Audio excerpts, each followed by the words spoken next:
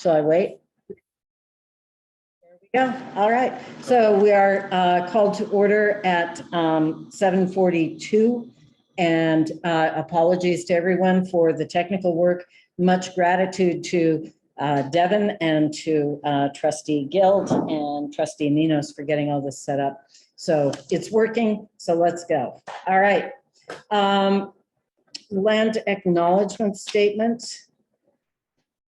As we gather here today, we consciously and intentionally recognize, acknowledge, and honor that we are gathering on the traditional and ancestral lands of the Seneca Nation of Indians. With a proud and rich history, the Senecas are also known as the keepers of the Western Door and for their diplomacy and oratory.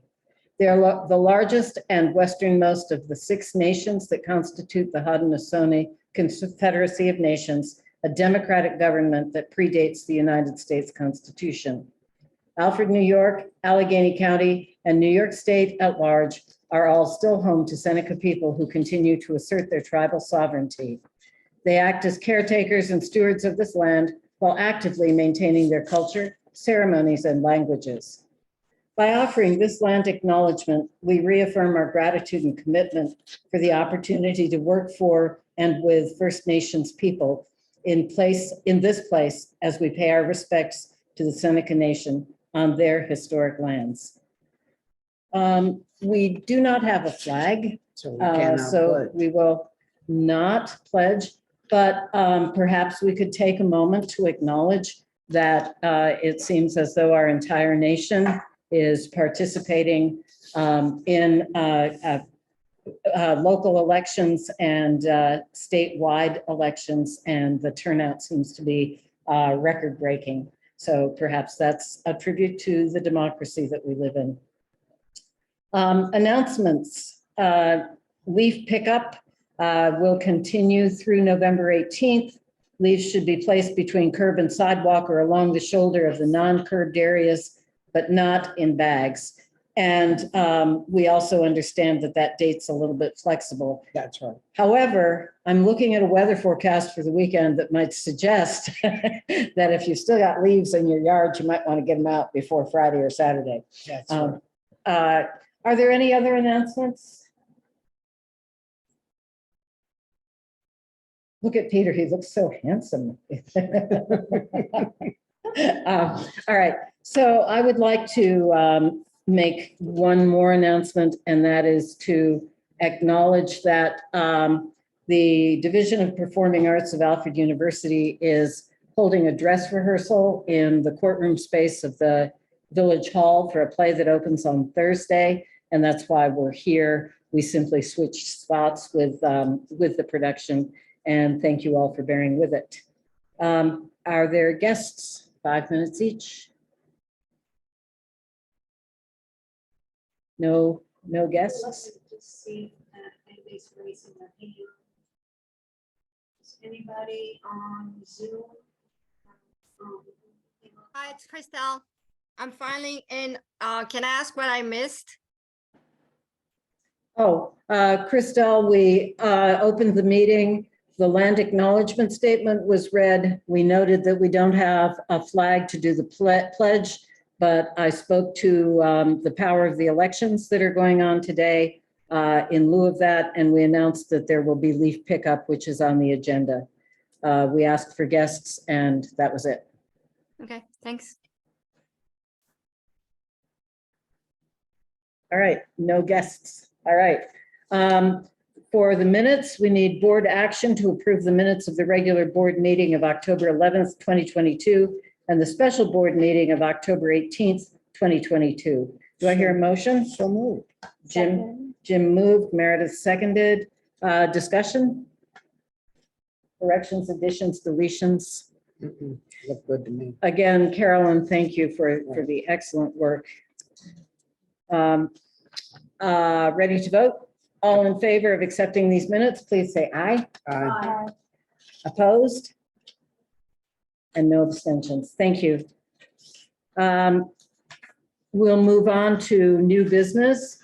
Clerk treasurer appointment. We need board action to appoint Carolyn Hasper as clerk treasurer effective August 25th, 2022.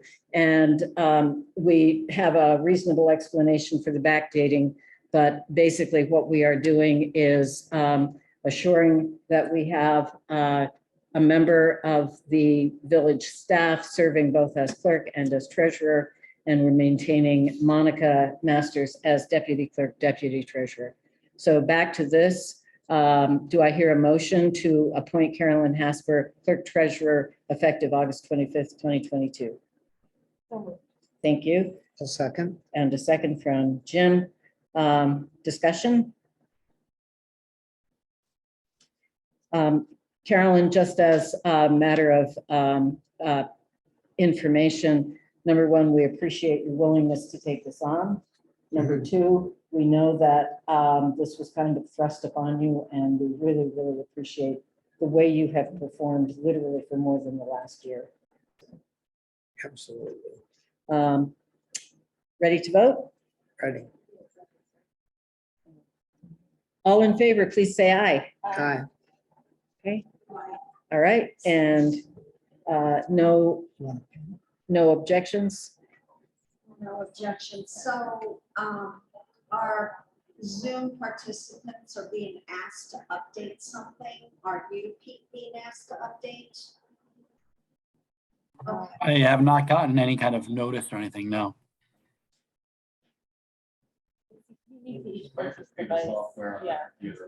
All right. So Meredith and Devin are agreeing that it seems to be unique to each person's device.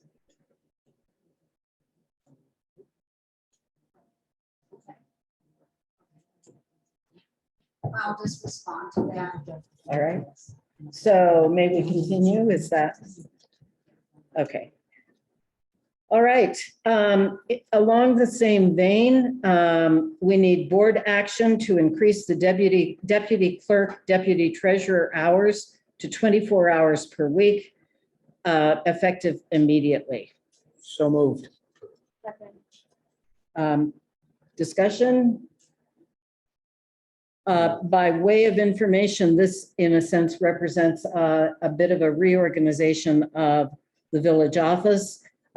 Carolyn and Monica have long been overwhelmed by way too much work. And also Carolyn and Monica have to have time together because they need to do a fair amount of cross training, because they actually have to both be able to execute the other's jobs. Is that a fair description, Carolyn? All right, so thank you. And this will enhance that possibility. All right. Monica has been informed that she is in agreement. Yes, yeah. As a matter of fact, I think she may have made the request. Yeah. Along with Carolyn. Carolyn made this request that these happen. All right. Ready to vote? Mhm. All in favor, please say aye. Aye. Any opposed? Okay, and there are no abstentions. Thank you. Next, in order to continue this kind of reorganization, we need board action to increase the office aide hours to 8 hours per week, effective immediately. Right now, this is the position currently held by Carrie Jeffords. And again, it's part of the whole same picture that we're working on to build up office staff hours and make all of their work much more comprehensible and accessible. I'm going to approve that. That's All great. right. Is there a motion? Second. Okay, thank you. Discussion? Since I preempted it, sorry, I always do that. All right, ready to vote. All in favor, please say aye. Aye. And abstentions, objections? Mm-mm. None. All right. Okay, this gets more serious. Yeah. We need board action to acknowledge receipt of account of unpaid taxes in the amount of $8,423.92 and certify that the account is accurate.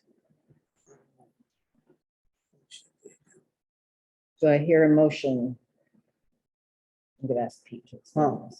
I'm not sure I understand what this is. Okay, so if we can get a motion on the floor, I'll. All right, ask I'll make Peter a motion to okay. approve. All right, Second. all right, thank you. Peter, I'm going to call on you because you're the magician with this over the past year. So every year we do our tax roll And typically 98% of the taxes get paid, and there's usually maybe one or two properties that don't for one reason or another.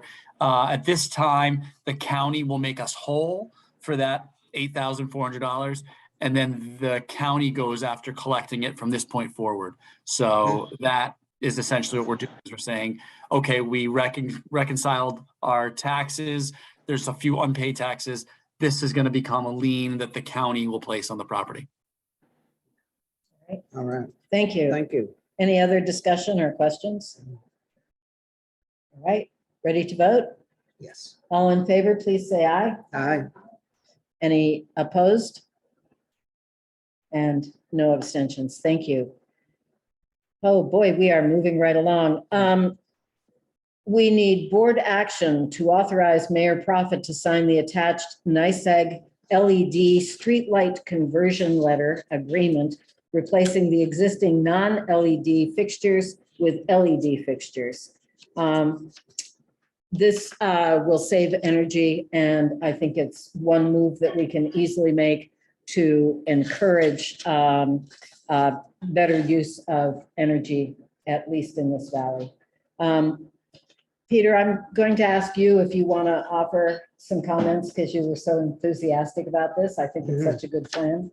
Only that, we've tried for a number of years to get them to replace the ballasts, so that they're willing to now. I think strike while the iron is hot. Right. Peter, I have a question. I understand we have to pay for the transition. The village has to pay for the transition. Now, in the past, have we had to pay for the replacements of the existing system that we have now? I'm not sure if as they replace them, they swap them out Right. previously. I mean, maybe because they're swapping out the ballasts. I don't know. Okay. And this will not change the appearance of the fixtures. It will simply change the amount of energy that they use. I don't know. It's possible the color will be slightly different, but. Yeah, but they're not going to like rip these. Oh, no, right. I think it's within the same housing. Yes. Excellent. But doesn't, if it's LED, it doesn't need a balance for the most part. Okay, well, I don't know. Okay. Right. Other discussion? You can look down in the agenda and you'll see that we have a proposal on how to cover the cost of this. But back to letter E. Do we have a motion? Yes? No. No, we don't. I'll All make a right. motion to Jim approve. is moving. Second? Second. Thank you, Lorette. I do have a question, actually. Sure. For number 2 on the letter, this unexpired life charge is valid for 180 days. So does this mean that we have 180 days to get back to them? Or that if they don't do it within 180 days after we approve it, that they could change the cost? Oh, that's a very good question. I'm going to turn that over to Peter also. I have no sense of it. Did you hear my question? I did, but I also don't know.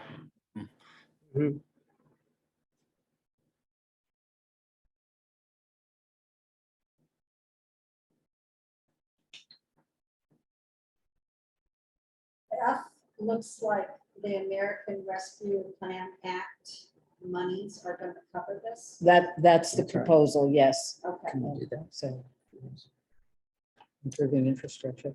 Well, I talked to Tom about this and he was very enthusiastic. He recommended that the board take action and to approve this, and that one of the benefits that he said is the longevity of an LED bulb is by far better than what the existing system, and it should prevent the number of replacements that we've been going through recently. This is it. Yeah. It's a good question, but I really don't know. Looks like I don't Peter's- understand why we've never had to make that experiment before. Yeah.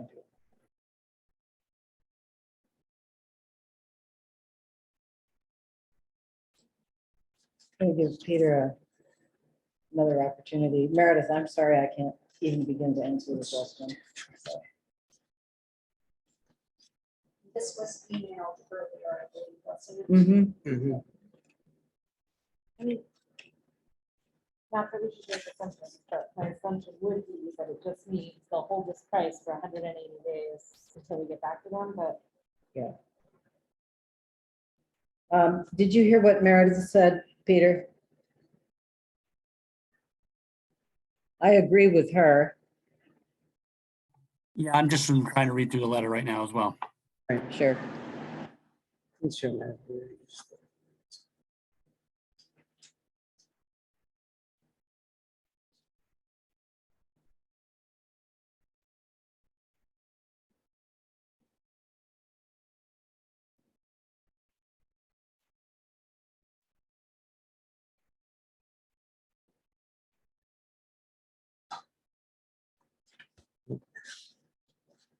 So from my reading, I mean, I don't see that 180 days. So maybe I'm looking at a different letter, but the cost, they seem to be, it was just the unexpired life of the bulbs they'll be removing. That's what we'll owe them for. Mhm.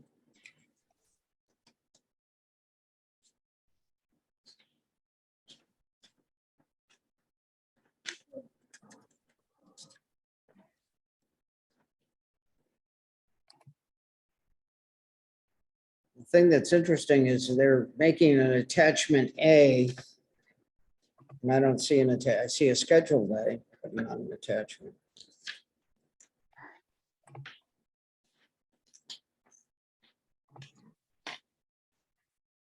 Unless it's one of the same.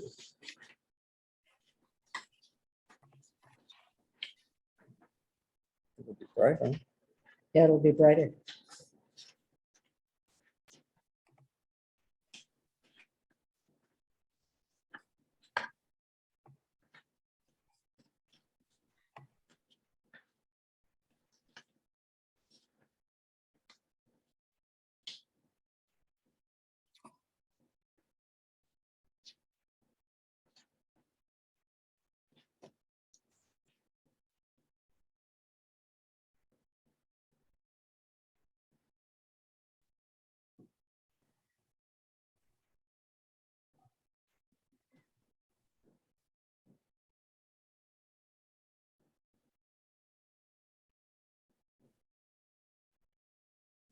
well, either way, the way it's written, I think we're safe that if they haven't done it within 180 days and they want to change the cost, then we need a new contract. with them. Right. So, We'll get to argue that.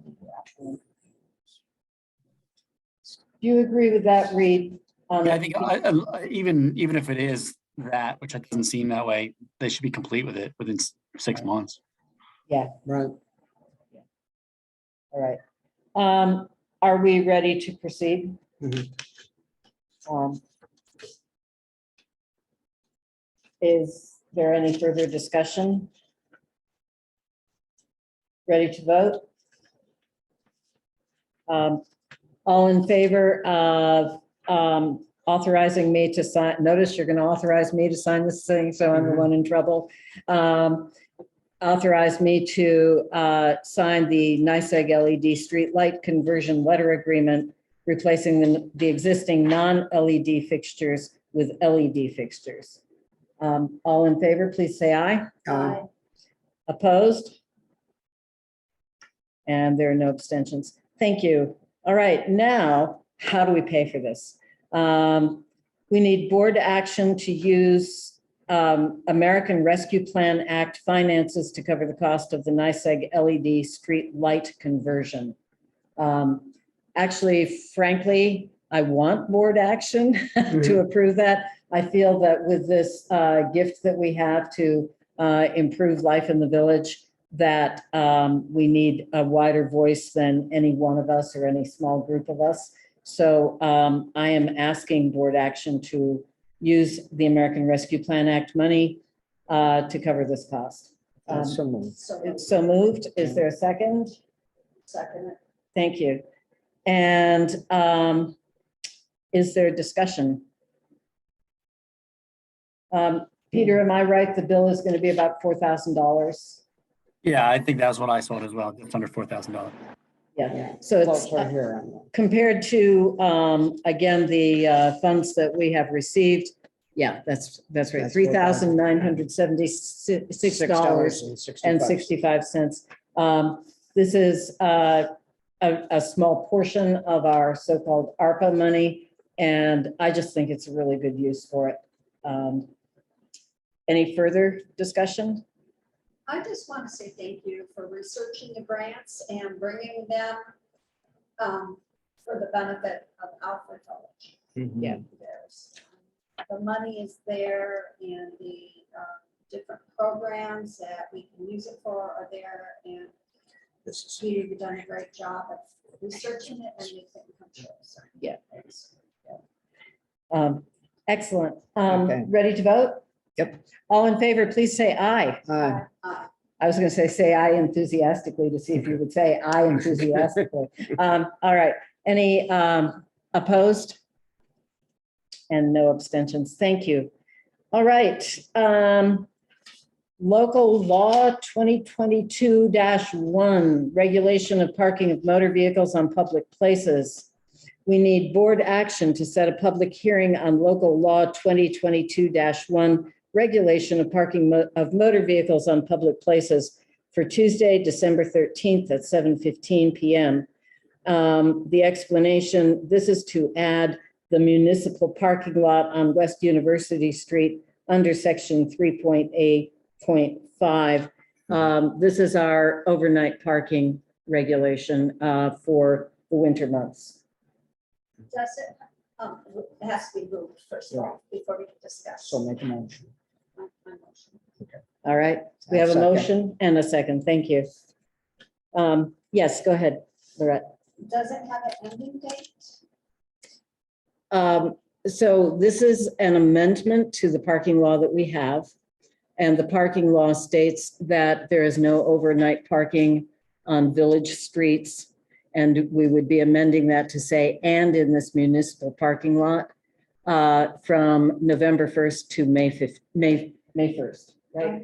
Okay. Because the pamphlet, the parking pamphlet does not state those dates. It just says, you know, that the overnight parking is not allowed on main parking rentals, and it says year round.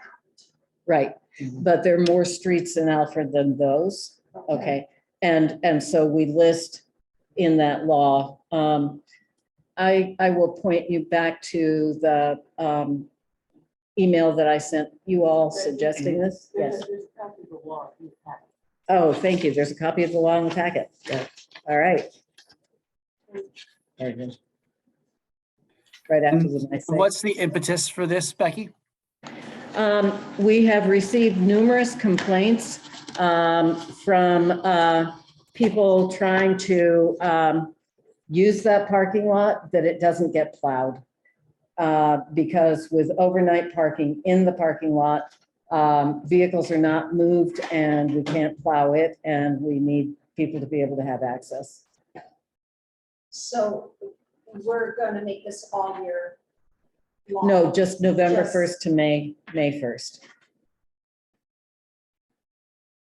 Are there potential solutions when there's snow for it not to be overnight parking? I mean, I'm just trying to think, you know, how many nights of the year are we talking about that's the case? If it's, 15 or 20, can we have some solution to get it plowed? And it's like, cordoned off during those times. I don't know. I'm just talking out loud.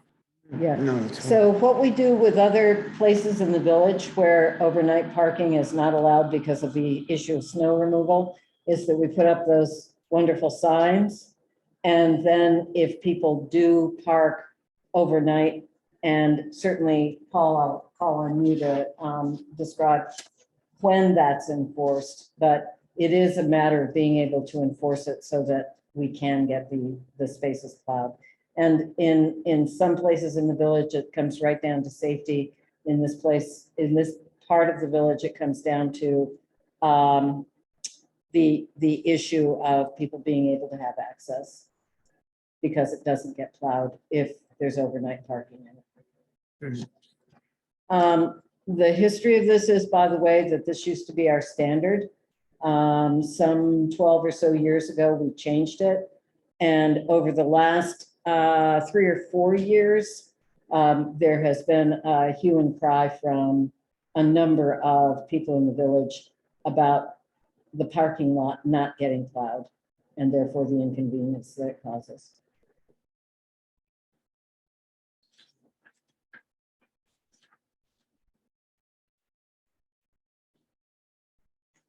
Are you willing to add anything? Yeah, no, everything you guys said was right. I mean, when I started here years ago, everything, every street and in parking lot in the village was 2-6. No parking from November 1st to May 1st because of snow removal. Part of the issue when you talk about that parking lot, people will park there overnight and they actually get plowed in and can't move their car the next day because they can't get through the snow to get out. So being able to keep that plowed is, is a good thing. The only way to do that is to not have cars that are really plowed. So I think it's a good thing.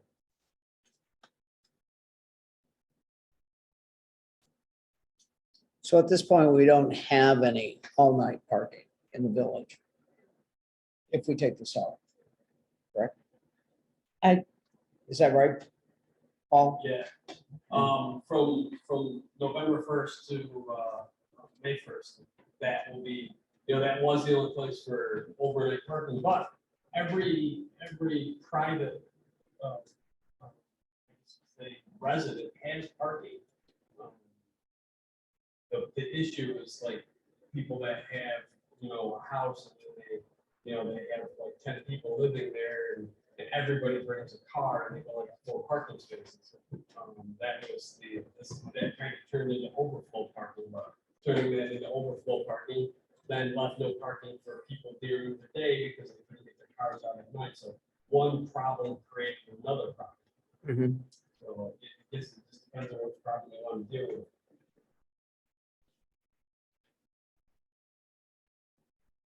Is that something that we can discuss at a public meeting and try to come up with solutions? Sure. Or is that something we need to figure out before we have a vote? So the Right. motion is actually to set a public meeting to discuss this. And certainly, we can work on it. We just can't do it not in public. So that was what happened last time. That was the solution Right. to the one problem. Now that's a problem. So now the solution is going back to the original problem, which was no parking. So it's going to kind of be a revolving thing. So it's Unless we come up with some sort of remote lot plan that in the winter, before a storm, people move their cars to it. So that lot gets plowed out and then they can continue to use it throughout the winter. then the other problem we had when we discussed that is people monopolize it, they'll park their car and leave there for months at a time without moving it. So I think it was discussed, John's brother has the lot next to the barbecue restaurant where our park is, and that was discussed at being parking at one time. There's been a lot of things that were discussed, but really we were taking care of the problem for, a lot of landlords that don't have parking for their tenants before it came. And I do think that we as a village don't necessarily have responsibility to solve a landlord's problem.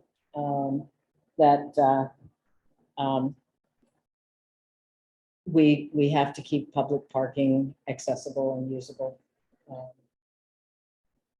So this public meeting, is it just to discuss adding this parking lot? Or is it gonna open it up to the public to also talk about all of the parking? It's specifically a public hearing about this one amendment. Okay. So.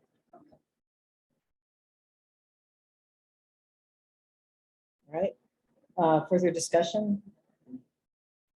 Yes, I'd just like to, kind of second what Meredith was saying. Is there ways we can think of some kind of creative compromises at this point? But, I'm open to suggestions.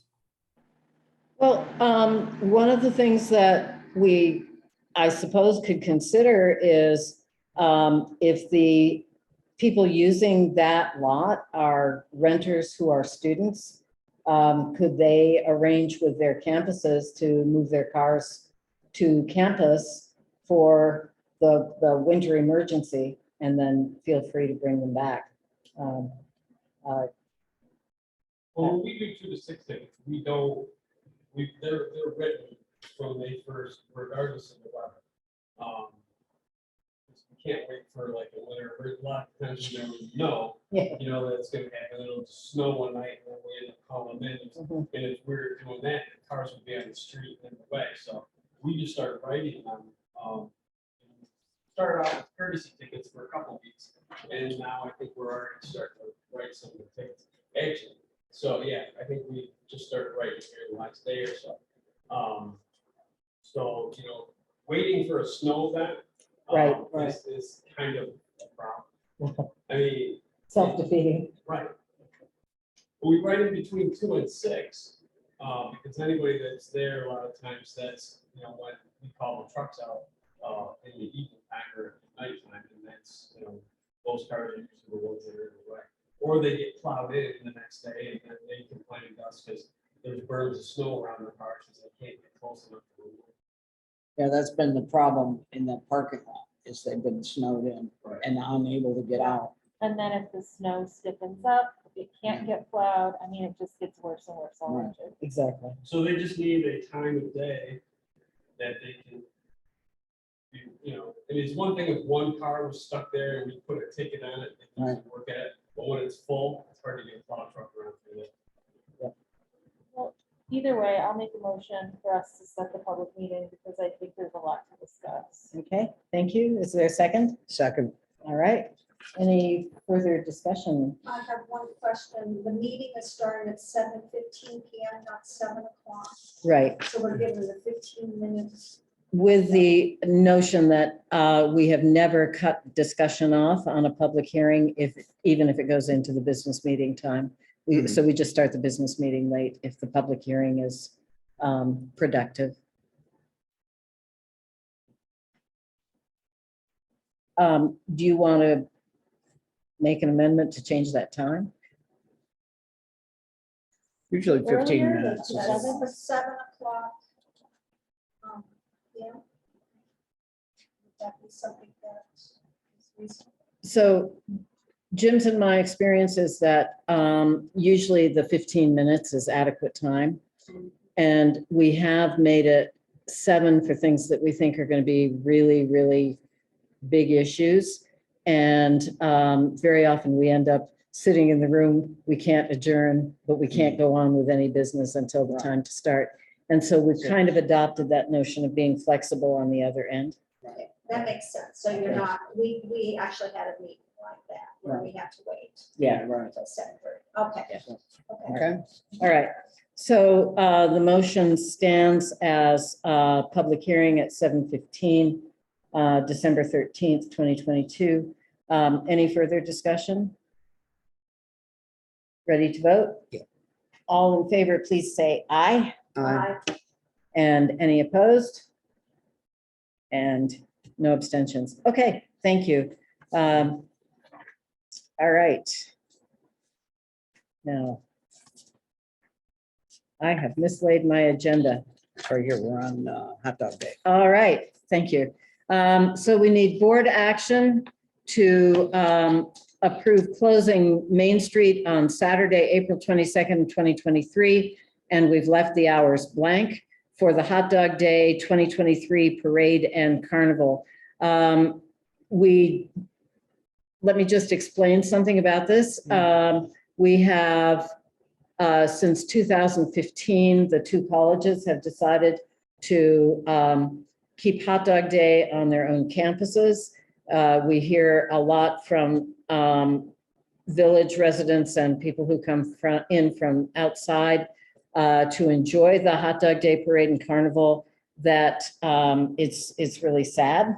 My personal feeling is Hot Dog Day was created to bring the 3 sets of our community together. And their choice to move off Main Street for 2015 has been one of those less happy decisions. So we are sending a signal to the Hot Dog Day Committee or committees on both campuses that we are very amenable to having Hot Dog Day, parade, and carnival back on Main Street. So that's the aim of the motion.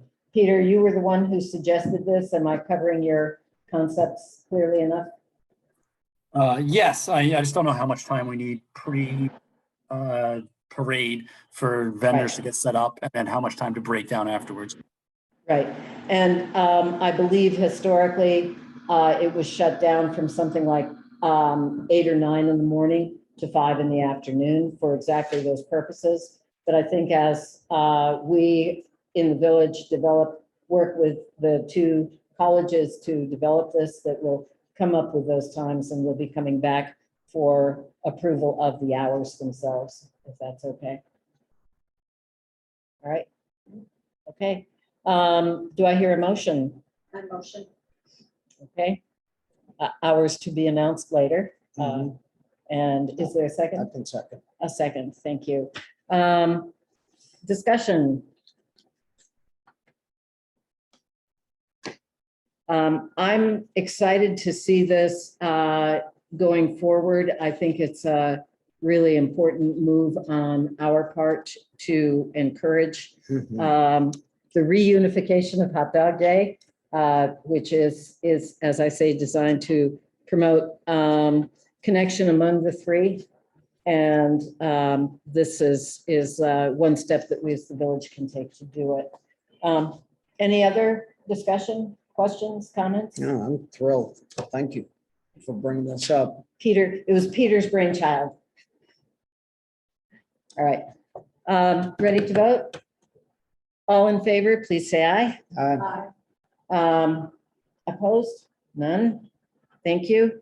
Okay, moving on to working groups and committees and town board meeting attendance on November 10th, 2022. Oh, I just saw Jim Minos raise his hand saying he would go. Is everybody, I love it. Is everybody okay with that? I'm out of town, so I can't, you know.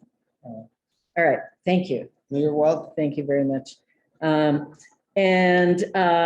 Peter, will turn to you with the, you and Lorette, of course, with the ACES, Alfred Committee on Equity and Safety. No, it's Meredith. I always screw that up. I'm so sorry, all of you. I will get it right. Updates? Not meeting, It's not meeting. not right now, it's on hold. Okay. Okay. All right. Be sure if there's any way we, the board can help make that happen, let me know. Let us know. Okay. Alfred Community Coalition, we are meeting monthly, and our chief of police rightfully is asking that we start once in a while meeting face to face, because sometimes that's more valuable, more powerful. But this last meeting, which was last Friday, we had, I thought, a really rich and highly potentially effective conversation about developing suggested leases that the village and the 2 institutions would support, with the hope that the landlords would discover ways to protect their properties, and also ways that we can encourage students to understand their responsibilities as renters. The other major point of discussion for last Friday's meeting was introducing the topics of Hot Dog Day and the notion of learning the date, which is April 22nd, and then this motion that you all just dealt with. So Peter, since you're there on that committee, do you want to add anything? Just that Alfred State was talking about continuing that carnival they started last year, but potentially having it located a lot closer to Main Street, or if it needed to be back up at the lot it was last year, providing some kind of a busing service up to there. So I think that'll be a nice addition to the entire weekend of events. Yeah, Okay. so the penny carnival basically on Main Street, and then these carnival rides, is that what I'm connecting correctly? One site mentioned was 10 Elm Street, which is the site of the old bowling alley. Mhm.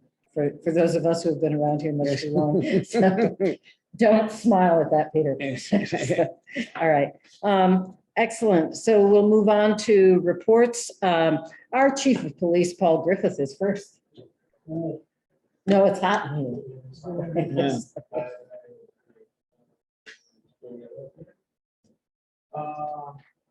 October is a busy month for us.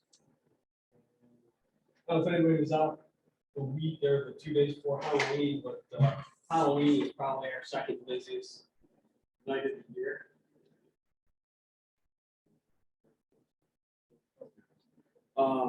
So that actually adds quite a bit sometimes to these reports. Usually Halloween for us rivals hot dog day as far as number of complaints we have, but we had 221 complaints in the village, 41 in the town. And, so far, year to date, we have 1,933 in the village and 364 in the town, and a total of 2,297 year. In the village, we had one felony arrest, which was a stabbing. Very minor. But we had 22 misdemeanor charges, 19 violations, and 6 mental health arrests, where we take somebody into custody to basically make them go to the scene at the hospital. So, total for the month, we had 48 charges that we lodged. Out of those 48, 7 of them were DWI arrests, and a few of those, now we're seeing a lot more. I think 2 or 3 of those were DWI marijuana arrests. Driving into marijuana. Wow. Went from, and we haven't started the, November 1st starts the 2 to 6 tickets, but last month, September, we had 75 parking tickets. October, we had 56. So it's gone down a little bit, which it usually does, and then it kind of creeps back up and a little bit sometimes due to the 2 to 6 tickets. Traffic tickets, we had 49 in the village, 8 in the town, 7 for the month. And for the year so far, we've lodged 466 tickets. And speaking with the new court clerk, we are back into the stop program for our tickets, which is parking and traffic tickets. It means if you don't show up for court or don't pay your ticket, you find your license or your registration revoked. Traffic accidents, we had 4 in the village and 1 in the town. So far this year, we've handled 18 accidents in the village, 15 in the town, and 33 for the year. Also, I want to note too that I've got my sergeant is transferring to Cuba. I don't know if you guys heard that. He's going to be done January 1st.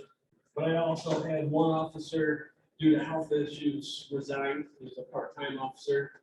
2 other part-time officers got full-time jobs in other departments, and they'll be done in December. And Chuck Thompson, who's been with us for about 20 years and 66 years old, has been pretty much our court officer for the last couple of years, is also resigning or retiring, more or less the second retirement. He retired for 40 years at the sheriff's department. So we're actually down now 4 part-time officers, and that was from, we were down a couple already, so I think that leaves me with 4 part-time officers, and the problem with that is there's nobody else to replace them right now. Did hire 1 young gentleman who's actually off the field training tonight. Tomorrow he starts his first day where he's eligible to work by himself, and he's I think he makes 4th officer for us now with this hire. Nobody wants to really do police anymore. There used to be 40,000 people that took the New York State police exam. I think this year they had 4,000. So just looking at those numbers, the same thing with the county. I think there's maybe just a handful of people on the list, like 6 or 7 people, which doesn't give us much of a pool to pull from a hire from. you may see us working short or maybe see more overtime, just to keep shifts covered. Depending on what goes on in- How do we recruit them all? Well, typically, full-time is not usually too much of a problem. If I have a full-time opening, there's usually people that are willing to take that pretty easily. Part-time, where we have a hard time recruiting people, and we typically don't hire somebody unless they're already going to the academy. Because we don't pay them, they usually pay for their own academy. And a lot of their field training, we don't pay them for. They don't start getting paid until they actually become a full-fledged police officer. That's pretty much the deal with it. We will sponsor you, which is basically hire you, while you go through the academy. That way you can get your police certification. Otherwise, they wouldn't get their police certification. The only other way we could do it is to, do like some departments, and you hire them right off the bat, and you pay them to go through the academy, you pay them for all that. But that would be like hiring a full-time person, paying them full-time wages to go through the academy, which I think would honestly break the village. Never done it, never been able to do that. We have 5 full-time guys, and we usually have 10 part-time guys to draw from that always work other jobs or have another full-time job someplace.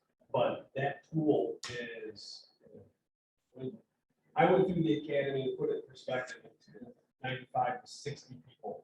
The last academy that ran in Alfred State, there was 14 people in it, and every one of them were hired. When I went through the academy, out of 60 people, there was 5 guys that hired. Everybody else was looking to get hired. It was very competitive. And nowadays, pretty much, if you get into the academy and you graduate the academy, you can probably be guaranteed a job because they're working that short everywhere.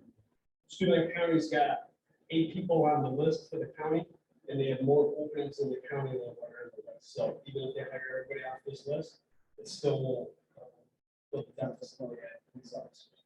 They like in the county's part of The full-time people that you said it's easier to find. Is there like a website where you post, or how do you do it? No, it's usually, you gotta be, in order to become a police officer in this county, you have to transfer in, be an officer someplace else to transfer in, or be on the county list. So you have to, the county's the one that puts out the civil service list. It's all hired off civil service. If we say, hey, we're looking for a full-time police officer, they would still have to come to the county, take the test, get on the list, and go through everything that way. So there's usually people that are on that list or people willing to transfer in. With the sergeant that's leaving, I've got 3 guys that are interested in the job. But that's, that's a full-time job. The full-time jobs are a little bit more sought after than part-time. Here's the problem we have sometimes with part-time. If you're working full-time in another department and you come to work for me part-time and you got hurt, your workman's comp is based on what you make here part-time. So if you're making $80,000 in another department and you make $3,000 here a year and you get hurt here, your workman's comp is based on that $3,000. That's why a lot of full-time guys do not work part-time other places. I've got a real quick question, and it doesn't have to do with hiring, but it does have to do with our relationship with the town. And at several of the meetings, it was brought up where there has been issues of ATV traffic Right. all hours. And I just get caught in the middle because I really don't know what our responsibility to When the they town is. negotiated the contract with us, the way it was negotiated was that we are to respond to emergencies and do limited patrols in the town. Pretty much they were talking about the main drags, 244, a little bit on 21, and of course 12. This was East Valley. mostly. Right. Yeah. So, and that's what we've been doing Mhm. is, if there was somebody complaining that, hey, there's a UTV driving up and down the road, because that's what they are, Mhm. we would probably go out there and take a look. But really, it's supposed to be deferred to the state police. Any complaints, unless it takes a rapid police response, Mhm. we're not really supposed to be going out to them the way they wanted the contract worded there a few years ago. So It would really, they should be talking to the state police about it. But the state police are in the same boat we are, but they're in the same boat a little differently, where all of their officers are full-time. And they don't have, they've had more people retire than what they can put through an academy. So their numbers are usually about 5,000. They're about 1,000 officers short throughout the entire state, which makes every barracks a little short, which I think this county at any given time, you only have 3 or 4 troop cars on for the entire county. And, you know, they really don't spend a lot of time over here because we are here. And we will go out and handle things in the town if the state police aren't available. That was also, but we haven't been getting any complaints. I know what you're talking about, because people have mentioned it to me, but people don't call us when it's happening. And I wish they would. We would go out and take a look and see if we can find them. But they just don't seem to really, you know, nobody ever wants to, they want to complain about it, but they don't want to actually get involved and say, you know, hey, just. Well, it's come up more than once, and I was just curious how. I'm actually how it going should to the handle. town board meeting Thursday to discuss Okay. that and marijuana being. Okay. the town, I guess. Well, I appreciate it. Thanks. Okay. All set? Yep. All right, Lorette, Economic Development and Social Media. Okay, so just wanted to follow up. Originally, we discussed that November would be when Link Corp, Dan Pappy, who is our representative, had told us that we'd be transitioning to a different platform. So because of COVID, they have determined that there's going to be a delay until late of 2023. So the reason that we had to transition is that they were not going to provide security updates, and that was going to put us at risk. So they're going to continue providing those security updates until we do transition. Okay. And then my understanding is that once we do transition, Dan Pappy won't be doing any of the entries into the new village website. So it is my hope that, you know, key stakeholders are also included in that training that will be provided to us by Link Corp during the transition. But it's not this November. It's been delayed. Okay, so the other part is following up. I did go back to Alfred, lots of books, and explain that you cannot reserve public parking for, you know, a certain place. And so they completely understand that. And my understanding is that you also spoke perhaps, Becky? I did. I called and I also sent an email explaining the policy itself. Okay. So, And, but you know, they can use their website to explain that they have that 15-minute parking. right, There's different measures that someone can take. right. There, you know, there was some concern that the person who is doing the different projects at Alfred Box of Books is only willing to do it during a period of, you know, 11 to 1 type thing because of the parking issue. And so they were, you know, feeling that, you know, this parking did impact the times that the library was offering these programs. Mhm. And then the other thing is that they pass out the pamphlets, and I was getting some feedback that on Church Street, if you buy a permit, it says you can park on the north side. So is that the right side there? Just the wording in the pamphlet, they didn't feel was very friendly. It was more like, you know, official, like, you know, north, south, east, Right. west, opposed to, you know, it's a one-way street, so. Yes. Yeah. We do, just so people understand, we do designate all of what can be done on a given street by the side that is to the north, to the south, or the east or the west. It's the clearest way that we can do it for perpetuity in a sense, so. But there wouldn't be anything wrong with somebody putting in the pamphlet, the north side, right side of the one-way street parking. I mean, that's a decision they could make easily, so. All right, thank you. Yeah, and then just the other thing that came up is that we're offering one specific side of a street if you're paying $200 a year. Mhm. And that just came up also as a disconnect. Like, I was told by the one person who did purchase it, she was told she was the only one that purchased it. And so, you know, for us, when we're talking about economic development, maybe a lot of people I've spoken with work for one of the two educational institutions. And so they have their parking as a staff.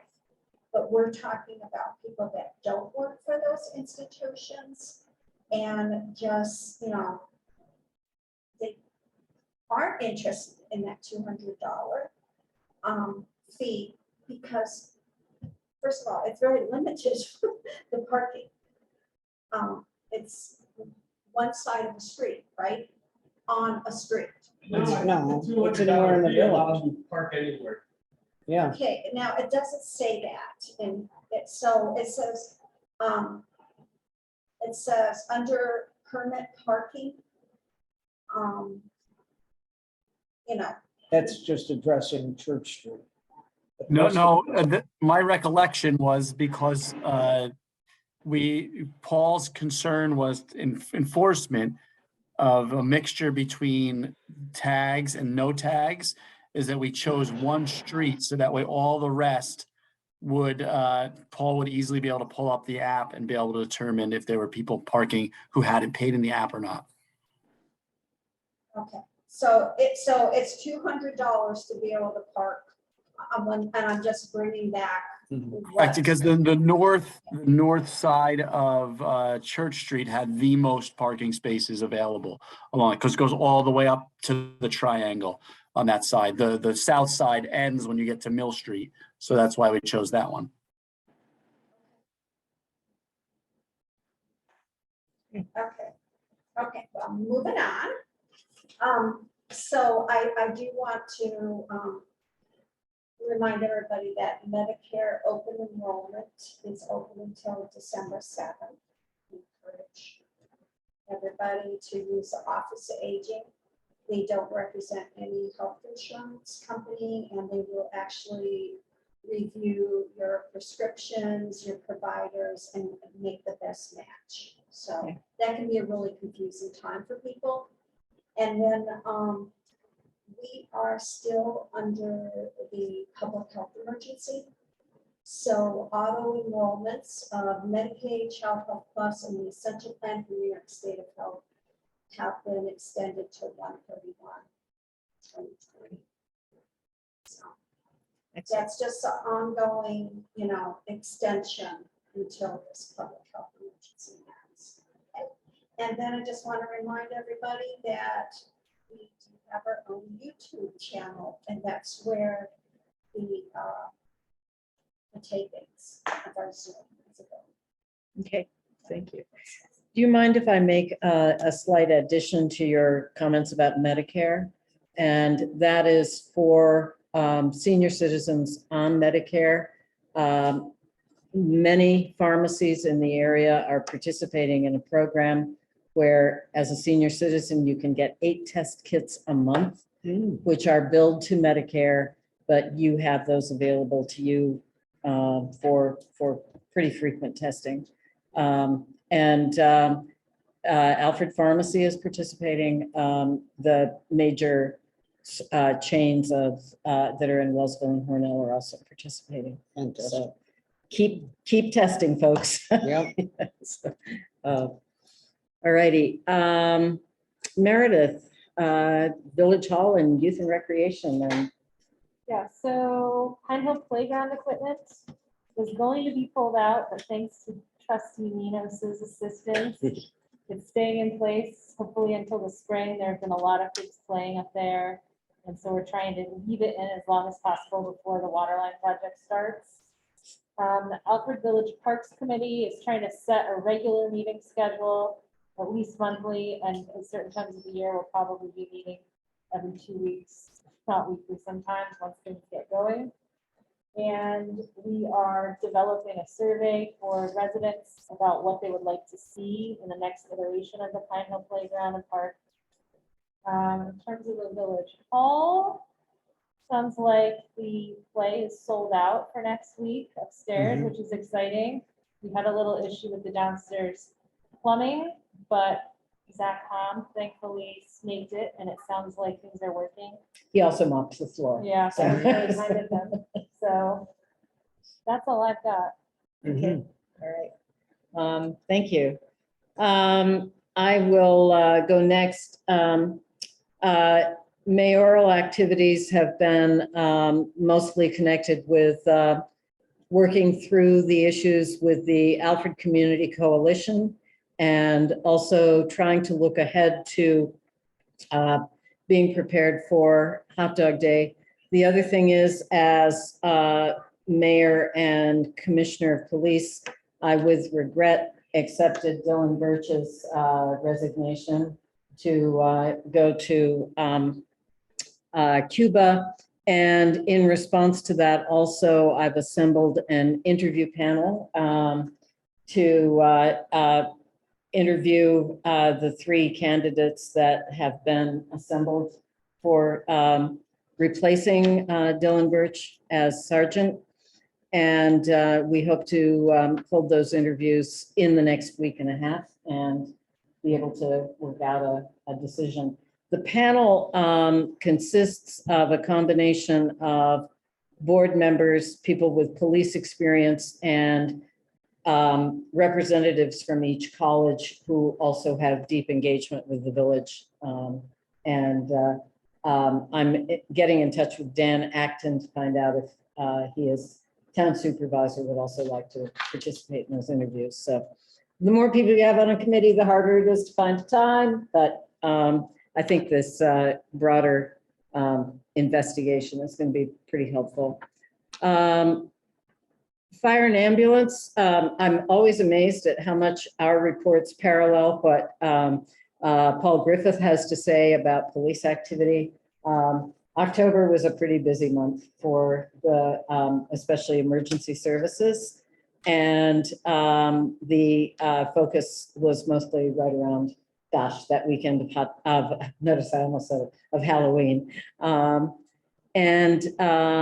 Code enforcement, part of what we're also working on through the coalition, as I mentioned before, is the idea of seeing if we can develop a sort of standard lease that we could encourage landlords and renters to use and take care of everybody's interests, make the village a better place to live.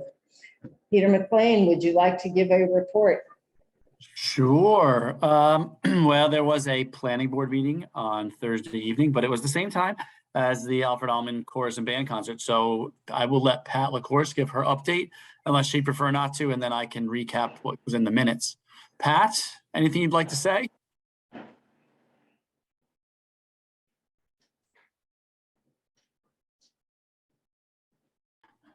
Maybe she can't. Pat, you're muted. I don't know if. Okay. Oh, you just unmuted. Okay. Okay. Yeah, I found the, thank you. We approved Alfred University's application for building a facility on Marlin Way. This is the facility that they wanted to put at 148, 150, but were unable to because of our coding.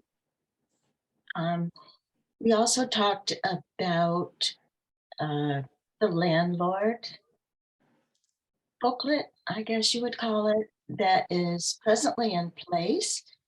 And we'd like to review that as a planning board and make recommendations to the board. We want to include Chuck and see what changes he would like going forward. And we should probably, so me Becky, what they're doing with the community, thoughts on what should become our booklet. Excellent. Yeah. Very good. Thank you, This is a- Pat. Oh, we want to give a shout out. Am I still on? Yes. Oh, okay. We want to give a shout out to Carolyn for getting us, and thank you to the board for getting us email addresses. That's EB. So now we can work collaboratively online with official. Thank you. Great. Great. And Pat, I meant to add, when you concluded that as we develop this lease, we're going to be connecting with the planning board with what we have going and see if there are things that the planning board would suggest also be included. By the way, in conjunction with that, also through the community coalition, we're working with the idea that students who wish to move off campus would have a session with representatives from the village, building toward, as Paul Griffith puts it, what it takes to be a good neighbor. And I think we can kind of coordinate all of these efforts to improve what goes on in the village. So, but thank you. Yes, thank you, Pat. All right, Peter, it's still your turn for deputy mayor report. Thank you. Yeah, so we've been in communication with the presidents of both colleges around, as the mayor mentioned, both Hot Dog Day and we had some Halloween activity up at the President Zupan's house, along with the police had the presence out there handing out the glow sticks and everything. So I think Halloween went well for the kiddos. And Paul gave his update on how it went for the rest of the night for the police crew. Trying to think what else we've done this month. A lot of behind the scenes stuff, but yeah. Any questions? Thank you for the thumbs up, Pat. Any other questions or thoughts? So one of the things I hope everyone understands is how many different places all of board members end up serving. But Peter, as deputy mayor, seems to be attracted to the longest list. And the number of things that Peter does behind the scenes, but through committee work and discussions is really incredibly constructive. And I'm very grateful. Along with that, of course, by comparison, is Jim's regular attendance at town board meetings, and we just keep those links moving as well. But yeah, thank you. Jim lives at Village Hall too, so you got to give him credit for that. Well, then can we charge him rent? All right. Good stuff. So it's now Jim's turn. All right. He gets to make a report. I do, and I'm sure everybody is aware that there is an incredible amount of activity going on in the village. If it isn't happening on Alfred State Campus, it's happening on High Street, it's happening on Main Street. We have made some serious changes. The only thing that I really need to emphasize is that it's just starting. This is just the beginning of this summer. I went to the last village or town board meeting, and the bridge on Pine Street will go into full swing this spring, probably sometime in March, they'll start. We will be working in that. Hopefully we're going to have our part finished with the new meter for campus, the south, what we call as the east side meter will go on Pine Street. We'll put one there, and we'll put another one up on Pine Hill, well, near Pine Hill Drive. It's that little alleyway between Pine Hill Drive and the parking lot. there'll be a meter put there as well. And that way, the difference is right now we're metering Alfred University on their buildings. This way it's the amount of water that they receive completely. All water lines will be measured and not the individual buildings anymore. That, which is going to make a big difference. It's going to make a lot of construction going there. Right now we're going down High Street. We'll probably, we'll be removing the trees on Randolph Road, coming down to South Main Street and moving down from South Main Street to approximately where the second bridge is located that crosses the creek there. There's one over by Rachel Nunes' home on one side, and then on the other side, it's the one that's on the north side. We'll be cutting up to Sale Street from there. We have a survey taking place. Well, I'm hoping it'll be soon. And that survey will go through. We'll dig the ditch going up through there. We had a meeting with the contractors, and it sounds like we have a working arrangement with the property owner and the contractors, and things should go quite smoothly, I'm hoping, knock on wood. From there, we're going to, I think the bridge, the water lines, the sewer plant is almost finished. Most of the work, we have just a few things that need to be tied up. We just, if you take a look at my report, it's available in the Village Hall. If you're not here tonight, you want to get a copy of it.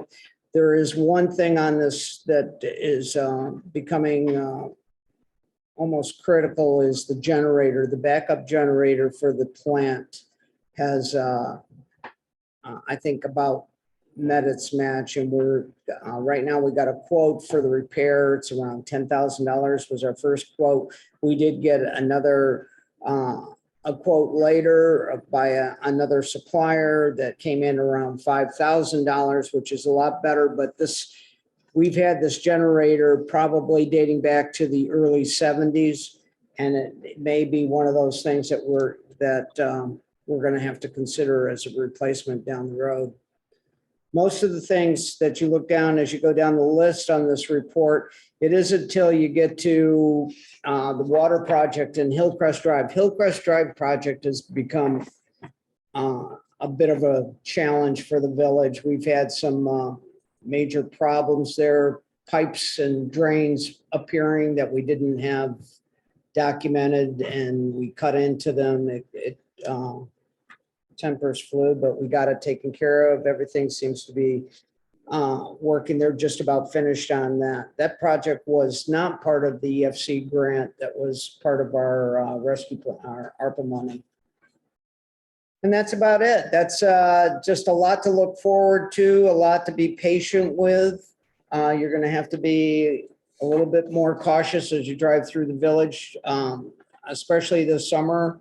Once the bridge comes out, that means there's probably going to be detours taking place. Alfred University has to plan a new strategy to run traffic around campus. They're going to put a temporary road where the other temporary road used to be that cuts across, that allows access to the parking lot behind the McLean Center. So we got a lot of things going on this summer that we have to be careful for. I got a couple follow-ups. Is that okay? What's that? I got a couple of follow-up questions or whatnot for you. Is that Yeah, okay? yeah, please. I guess the first one off the last thing you just said, there was concern from DOT on that initial proposal to make a road or whatever, even a temporary road alongside McLean down there. Has DOT been approached for any traffic that might be coming out of the front of McLean Center for that? Yeah, the concern was that more in line with a permanent road versus a temporary road. And they feel that it will be the issue that took place initially was the location of the primary gas line that provides fuel for the McLean Center was relatively close to that access road. So I think there's going to be an adjustment made this time on the new access road. I think it's going to be a little bit closer towards the bridge and come in on an angle towards the entrance, there's that entrance that comes into that roundabout that's in front of the McLean Center. I think it's going to come a bit further away from that, where the other one was just about there. I thought the concern, and I could have it wrong, Okay. was around traffic exiting onto Right. Main Street. And That so, too.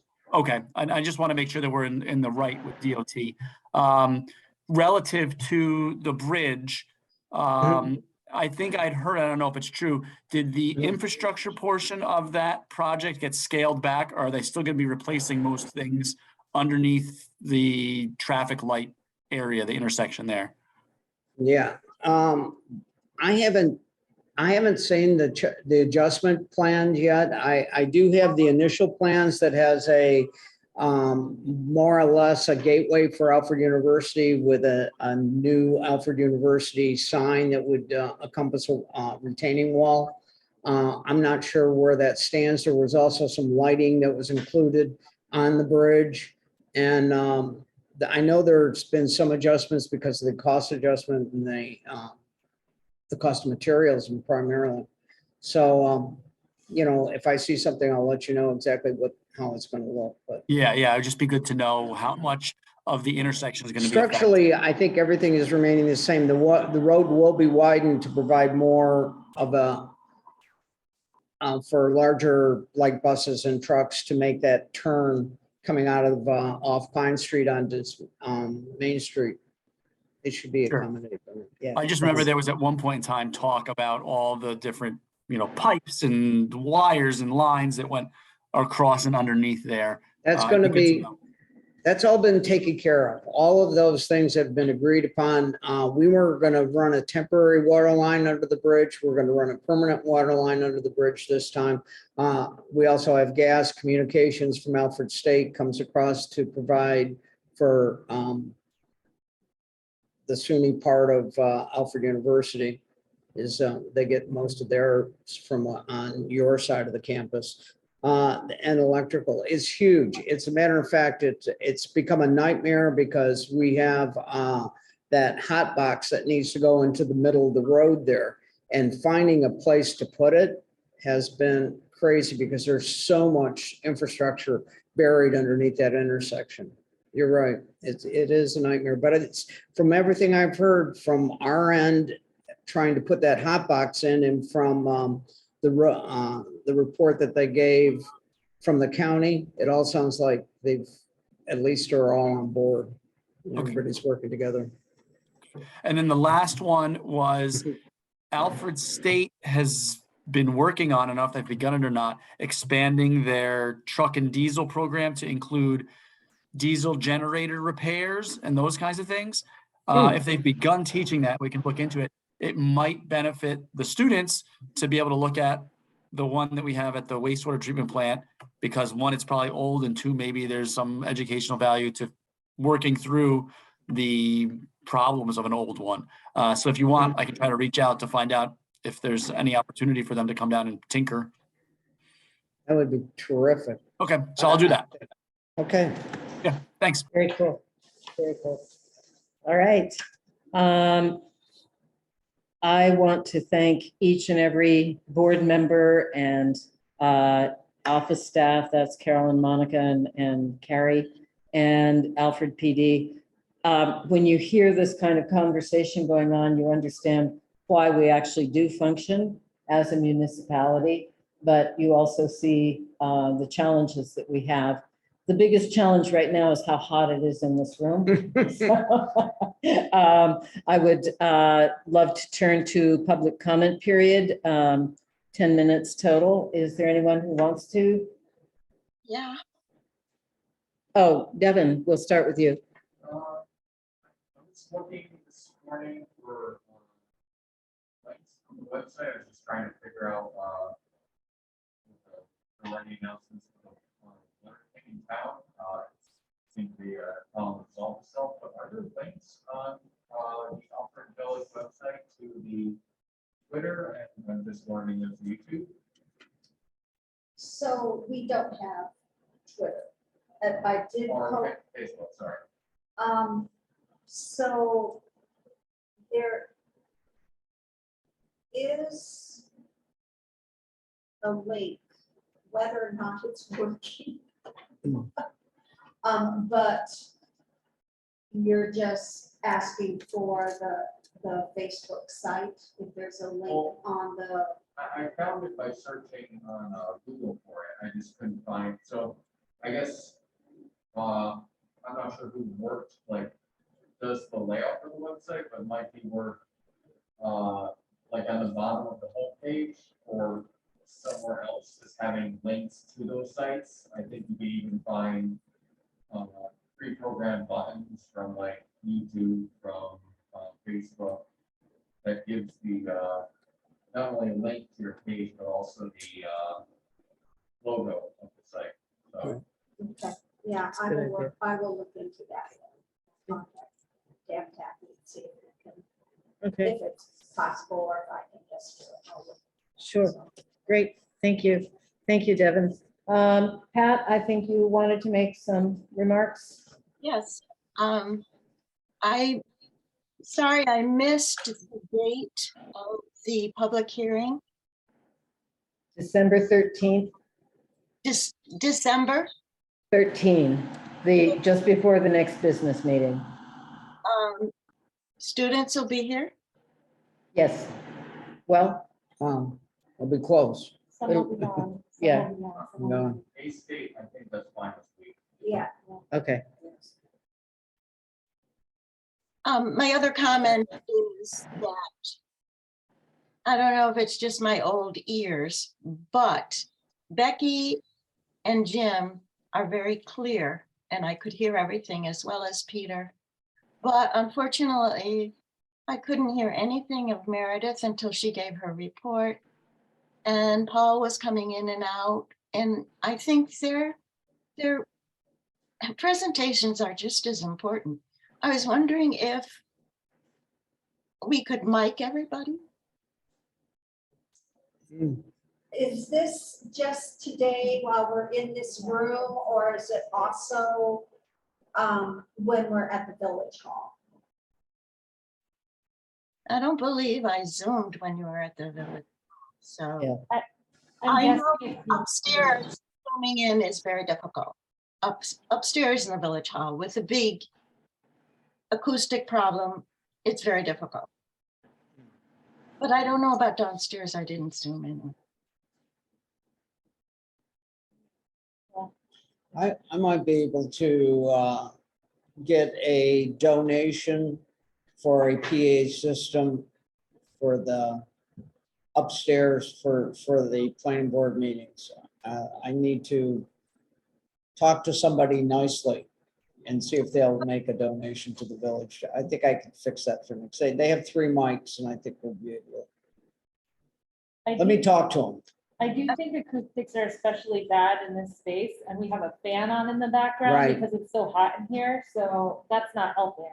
No. And we're so spread out Yeah. today. Right, Yeah. yeah, I do think proximity to the owl has a Yes. lot to do with what you're able to hear. And of course, my theater training, I just have amazing abilities. We should You put do have farther an- from the owl. Yeah, I'll move for it. All right. But thank you for bringing that up, Pat. We'll keep checking on how we're doing, but especially back in the village hall. We have Yeah, hi, Kristen or hi. Christelle.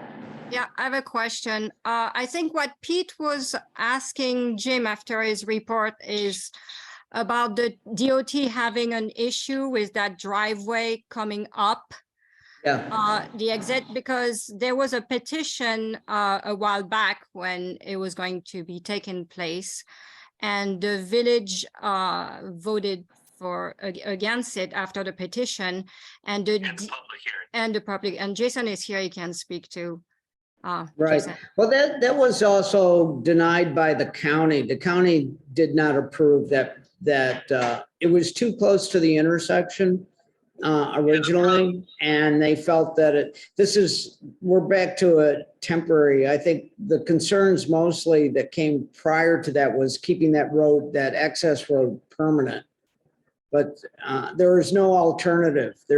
We had a discussion about this at some of the board, some of the meetings for the bridge on how we could approach it differently, and there's just no other location. The softball field took that option away, that there was a access road that would through there along between the football field and the softball field. There's a little access road there, but it's too close now to put a road in there. But I think the real point is that this would be a temporary solution that would then go away once the project is complete. So in the same way that that was marked as a kind of construction area, this will also be marked as that, so that there'll be a kind of built-in caution And signs. and signs. Well, can I speak? Yeah. Is it okay? Can I speak? Yes. Yes, go ahead. Well, one of the things like we brought up at the planning board meeting, Jim, and this was even more critical for a sign coming off of, you know, people turning on to Jericho Hill from Wellsville area then for tractor trailers to know. Because one of the reasons I brought up during that public hearing when they wanted to have that permanent exit from there, a tractor trailer coming through the intersection, because it's the bend in the corner, it's blind, Yeah. does not physically have the braking distance to stop from 30 miles an hour in the rain. By design, they would plow through whoever would be exiting from there. So as part of the construction project, in addition to having a sign put on that turn, so like you said, when the roads might be blocked, and we brought up what's going to happen to one or two tractor trailers back to back, there's no place for them to turn around. Perhaps temporarily that section could be 15 miles per hour during the construction time period, because otherwise we're knowingly creating a situation where a tractor trailer does not physically have the braking distance to stop. Now, are we talking about the driveway for McLean. At the intersection? Well, think that's- somebody coming through the intersection, a tractor trailer coming down the hill through the intersection Right? would not have, this was, I mean, it was easy to find on Google, and that's why we brought it up during that public hearing with the traffic engineer. Right?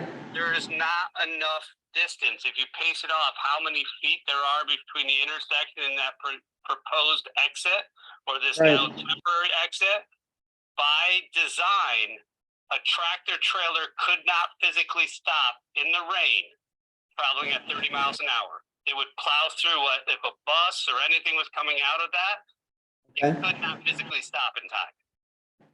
That's just physics. So Jason, I definitely hear your suggestion that that whole area be marked for a lower, slower speed limit during the construction. And I think that's an idea that we can explore. Yeah, I personally think that the construction itself will not allow for, I think you're right. But we There's see no those, it's not just common sense tractor there. trailers. I think everybody in the village has seen those dump trucks come down the hill with the Jake brakes on, just, you know, especially on South Main Street, just blowing down South Main Street. And a Right. loaded dump truck also has a ridiculously long braking distance. Well, they're there now, going through that intersection almost on an hourly, I don't know, it's just frequent. I see dump trucks coming out of, off the state campus on a regular basis going through that intersection. Yeah, it's a great point. And if the construction gets any worse than what it is, yeah, it could be a real obstacle. I'll bring that to the attention of the engineers. Because I think the DOT, because like you said, the DOT owns that whole section of road. So it's Yeah, they probably do. going to be the DOT that has to approve changing it to 15 or 20 miles per hour. And then you Right. can just check the braking distance from 20 miles per hour to make sure it's suitable for that exit. Right. Okay, Okay. thank you. So unless there's someone absolutely desperate to speak, we're over our 10 minutes for public comment period. Are we okay to move on? All right. We'll move on to finance. We need board action to acknowledge receipt of the October fiscal summary and financial statement. Do I hear a motion? So moved. All right, Meredith has moved and I'll second. Jim has seconded. The financial statement is in your packet. Carolyn organizes this beautifully. I am Thank sure it's you. right at the end. There it is. There it is. Okay. Few moments to look at it. All we have to do on this one is to acknowledge receipt of it. We have a motion on the floor. Is there any discussion? All right, ready to vote? All in favor of acknowledging receipt of the summary and financial statement, please say aye. Aye. Meredith, I'm sorry, are you in? Okay, thank you.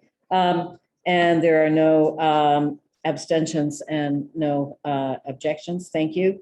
Now, bills abstract 2023-6.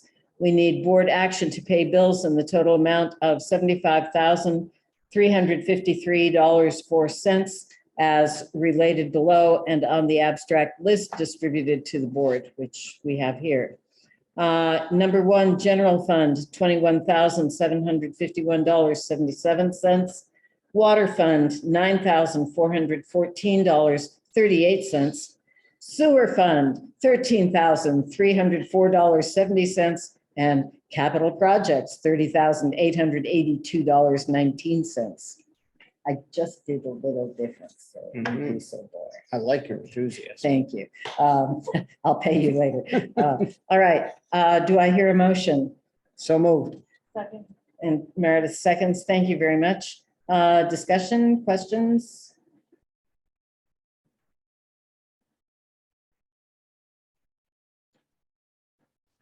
All right, are you ready to vote? All in favor of accepting or paying these bills, please acknowledge by saying aye. Aye. And our debtors much appreciated. Thank you. There are no objections. And now we come to, I will make the announcement first about the next regular board meeting preceded by a public hearing on Tuesday, December 13th, 2022. And we can now entertain adjournment. Second. All right, we are adjourned. Thank you very much. This was not our